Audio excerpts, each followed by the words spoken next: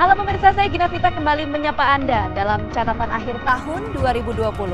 Pada episode kali ini kita akan membahas mengenai si malakama demokrasi ketika luapan kritik oposisi berujung pada bully.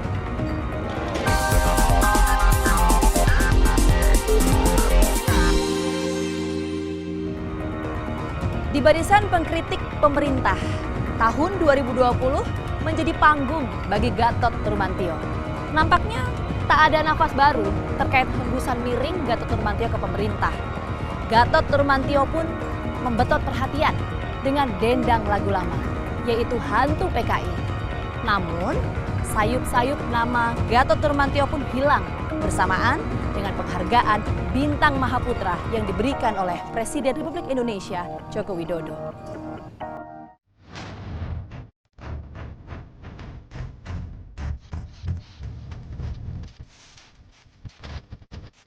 Nama Jenderal TNI Purnawirawan Gatot Nurmantio kembali mengemuka. Ia menjadi buah bibir menyusul beredarnya video pernyataan Gatot pada akhir September lalu bahwa pergantian dirinya sebagai Panglima TNI terkait dengan instruksinya memutar film G30 SPKI.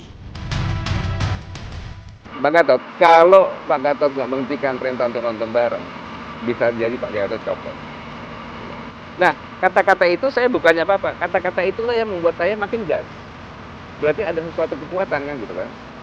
Kekuatan yang supaya tidak anukan. Nah, kekuatan ini saya amati karena apa?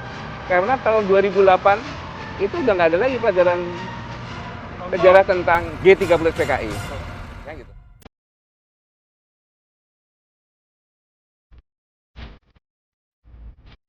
Tak cukup sampai di isu PKI, Gatot Nurmantio terus melakukan manuver dengan menghadiri silaturahmi yang digelar tokoh dan pendukung kami di Surabaya, Jawa Timur. Sayang, agenda tersebut mendapat hadangan dari sekelompok massa hingga berujung pembubaran.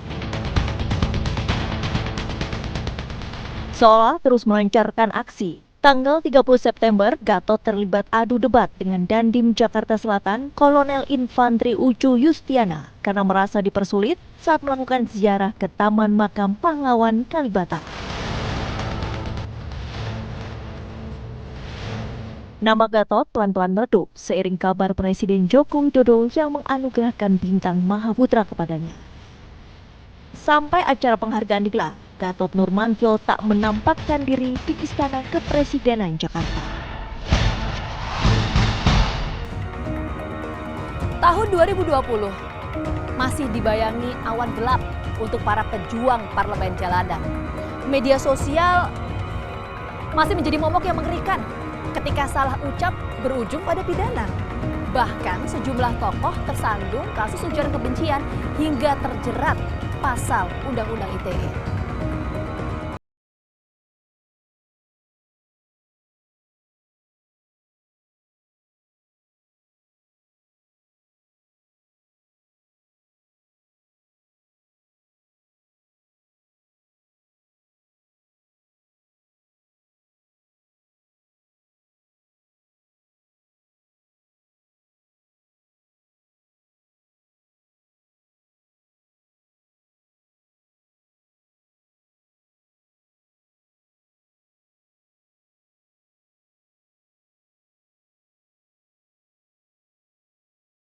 Dengan tim cyber Sumut tak hanya melakukan penangkapan aktivis dan jejaring kami di Medan.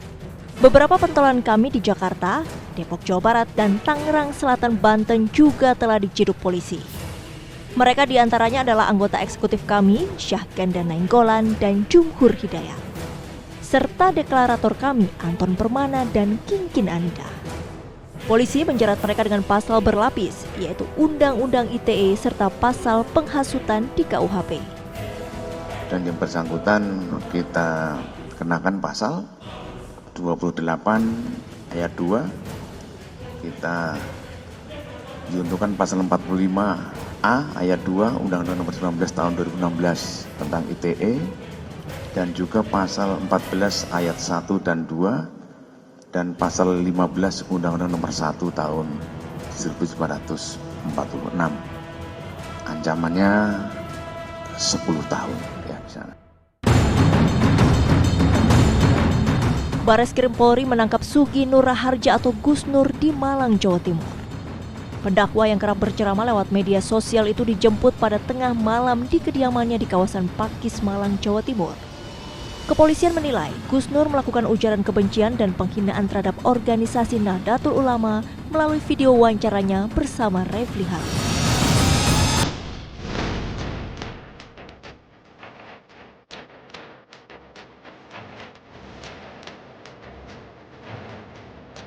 Polisi mengamankan Sony Eranata atau yang akrab dikenal sebagai Ustadz Maher Al-Tuwalibi di kediamannya di daerah Bogor, Jawa Barat.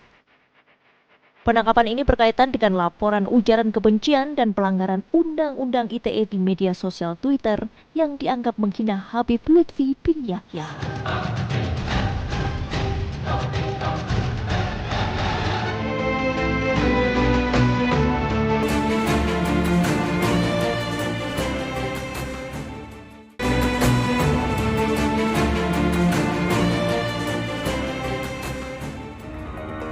Penusukan terhadap Syekh Ali Jaber menjadi puncak penyerangan terhadap ulama.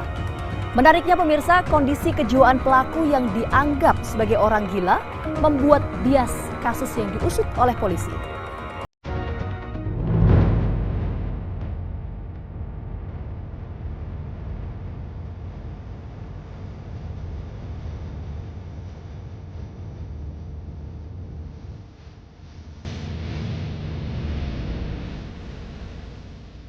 Suasana acara wisuda Al-Quran di Masjid Falahuddin Tanjung Karang, Bandar Lampung mendadak gempar.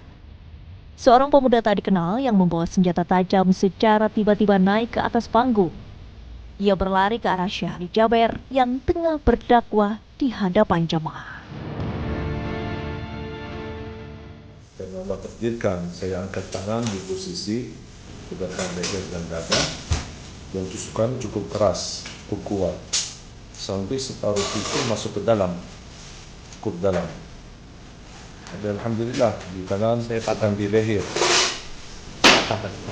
sambil bata pisaunya. Saya sendiri yang lepaskan pisaunya yang sudah patah di dalam, saya keluarkan. Alhamdulillah, alhamdulillah. Ini pelajaran baru bagi saya. Mudah-mudahan Indonesia tetap bisa menjadi jembatan.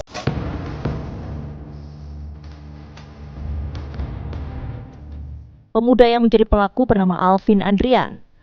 Polisi telah mengamankannya dan melakukan pemeriksaan secara intensif. Berdasarkan keterangan yang diperoleh polisi dari orang tua pelaku, ada dugaan ia mengalami gangguan kejiwaan. Kasus penusukan Syekh Ali Jaber menjadi sorotan. Penyidik Mabes Polri pun turun tangan menangani kasus yang ada di wilayah Polda Lampung tersebut. Sebanyak 13 orang saksi telah diperiksa. Terdakwa penusukan pendakwa Syekh Ali Jaber menjalani sidang lanjutan di Pengadilan Negeri Tanjung Karang, Bandar Lampung. Alvin Andrian meminta maaf kepada Syekh Ali Jaber di hadapan majelis hakim.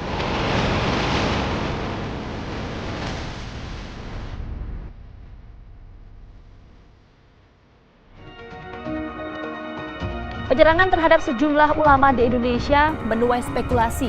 Apalagi kita tidak pernah mendengar siapa aktor di belakangnya dan hanya menyisakan pelaku yang tak waras. Sebut saja insiden yang terjadi di wilayah Pekanbaru Riau, yaitu penusukan terhadap salah seorang imam masjid. Pelaku atau tersangka ditahan di sel Rumah Sakit Bayangkara Polda Riau.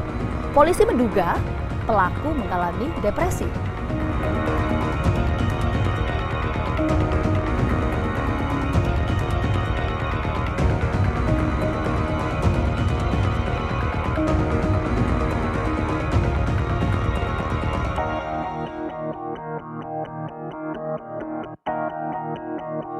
Insiden kedua terjadi tepat pada bulan September 2020.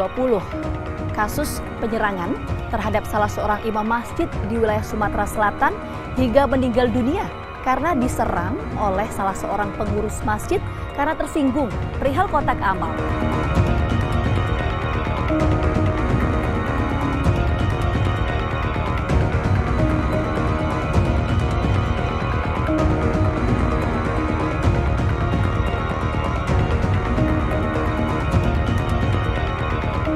Terlebih pemirsa, ada kasus yang kemudian mengejutkan sejumlah pihak. Penusukan terhadap Syekh Ali Jaber di wilayah Bandar Lampung, tepatnya pada tanggal 13 September 2020. Pelaku yang kerap berubah-ubah pernyataannya di depan pihak kepolisian ketika dimintai keterangannya berujung pada pemeriksaan kejiwaan. Alvin Adrian kini harus mempertanggungjawabkan perbuatannya dan dijerat dengan pasal KUHP tentang penganiayaan.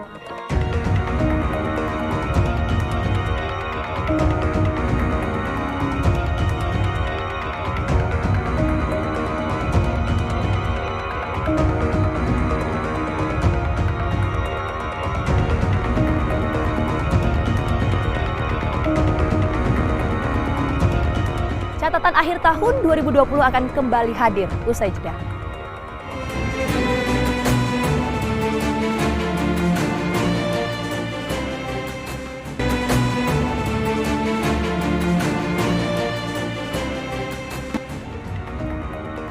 Anda masih bersama kami pemirsa di catatan akhir tahun 2020. Keberangkatan jemaah calon haji Indonesia tahun 2020 dibatalkan akibat pandemi COVID-19. Kementerian Agama mengeluarkan maklumat mengenai pembatalan keberangkatan haji ini pada tanggal 2 Juni 2020. Terbatasnya akses yang diberikan oleh pemerintah Arab Saudi dan juga masih masifnya penyebaran angka kasus COVID-19 menjadi alasan utama pembatalan keberangkatan haji ini.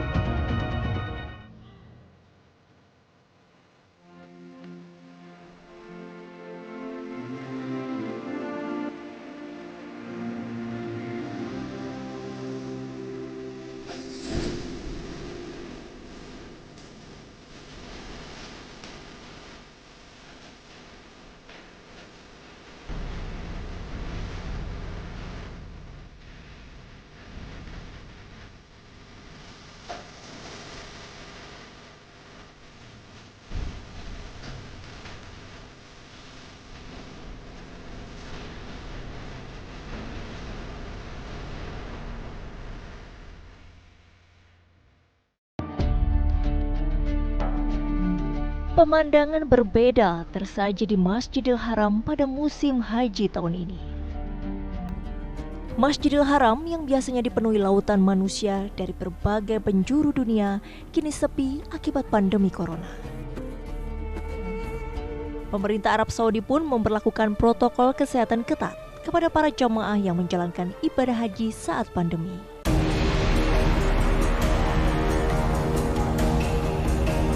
Di Indonesia, pemerintah sebelumnya memutuskan untuk tidak memberangkatkan jemaah haji tahun ini ke Arab Saudi lantaran situasi di tengah pandemi virus corona dikhawatirkan akan mempengaruhi kesehatan jemaah nantinya. Keputusan pemerintah ini berdasarkan kajian dan mendengarkan masukan sejumlah pihak. Sebelum memutuskan untuk tidak memberangkatkan jemaah haji, pemerintah menunggu kejelasan dari pemerintah Arab Saudi. Namun hingga tanggal 20 Mei 2020 tidak ada kepastian dari pemerintah Arab Saudi. Meski demikian, Menteri Agama Fahrul Razi menyebut pemerintah Arab Saudi telah membuka sejumlah masjid untuk pelaksanaan ibadah dengan menerapkan protokol kesehatan yang ketat. Haji belum ada perkembangan. Masjidil Haram bagaimana? Belum ada. Pada saat kami mengirimkan tim ke lapangan juga, sekadar ada tanda-tanda tapi nggak sama sekali tidak signifikan gitu. Calon jemaah haji diminta untuk tidak khawatir karena pemerintah berencana akan memberikan dana manfaat senilai 6 hingga 16 juta rupiah dari pelunasan haji untuk jemaah yang tertunda berangkat haji tahun ini. Tak hanya itu, pemerintah juga memberikan keleluasaan bagi jemaah yang ingin menarik uang setoran.